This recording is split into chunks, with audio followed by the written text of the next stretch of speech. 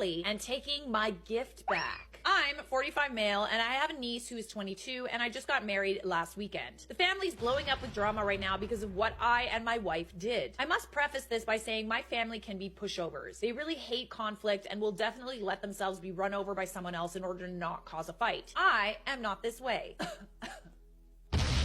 Love that for you, babe. Love a recovering people pleaser. The wedding was on Saturday. Catholic ceremony in a church was at 3:30 p.m. The reception area was a brewery about 15 minutes from the church. The reception was set to start at 5. Maybe this was stupid on the venue people, but they wouldn't open the bar or bring around the appetizers until the bride and groom arrived. Service ended at around 4:30 and everyone was told to go to the reception. The wedding party had a limo to take them and a separate limo took the parents, grandparents, and siblings. The couple is young and decided against family in the wedding party. Lol. It was 4 sorority sisters and fraternity brothers on each side. My wife and I drove. We got to the venue around 4:50 with the first family limo arriving at that time. By 5, I'd say all 150 guests were there, but no bride and groom. Okay, so wait, so everybody was just kind of standing around, not drinking or eating? Okay. The wedding coordinator was getting pissed as it's now 5:45 and no wedding party. We're all just standing around with no food or drinks. This is taking forever. Oh God, that sounds like my personal hell. Oh God, I could just feel myself getting social anxiety. I'm not even in this situation. Someone was able to get a hold of the maid of honor around this point. And apparently the bride and groom told the limo driver to stop at a liquor store, then drive around on the highway for an hour so the wedding party could get trashed?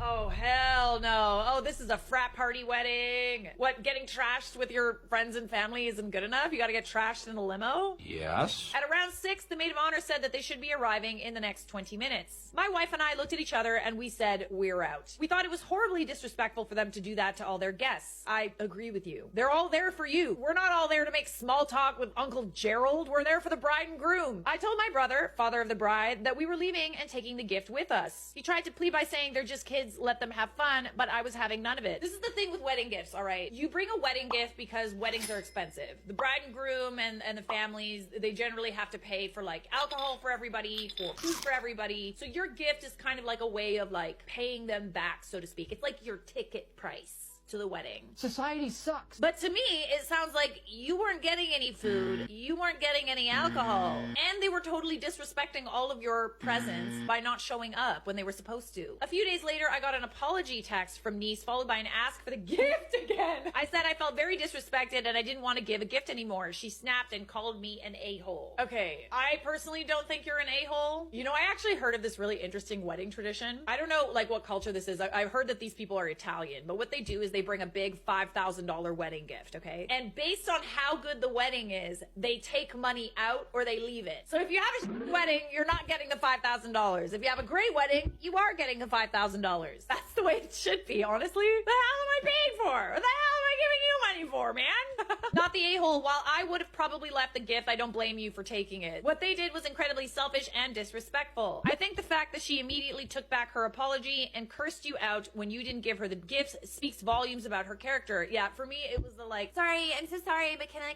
have the money? You suck. The only reason you invited them was to get that money? So if you weren't getting any money, would you have apologized for your behavior?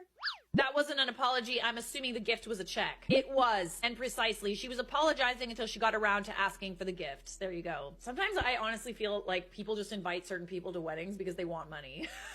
They want a gift. It's like, oh, these people have money. Let's invite them because they'll give us stuff. Money. I can honestly say that she would not have apologized if she didn't want the money that you were supposed to give her. You're not the a-hole, my dear.